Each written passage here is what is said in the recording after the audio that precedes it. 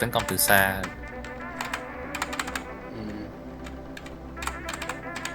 Không thật sự đi, nó chưa chắc, nó giống như cái con, nó giống như là mấy cái kiểu mày mày thảm họa biết đi gì ấy, như thảm họa sóng thần hay là gì đó, mày khó biết mày cản như thế nào,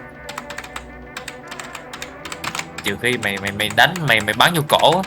Ừ, lý. Tôi muốn Đi xa đi xa.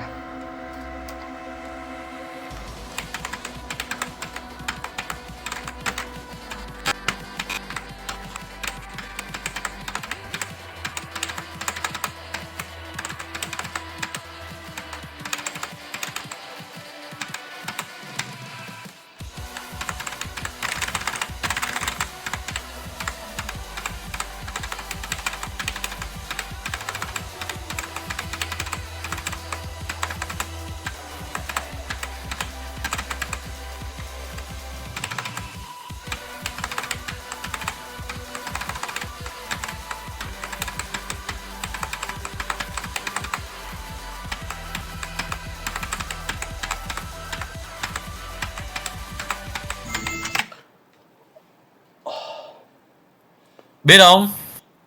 Oh my god. What the fuck, biết không? Oh my god, bro. That's so crazy, man. Oh my god. What the fuck.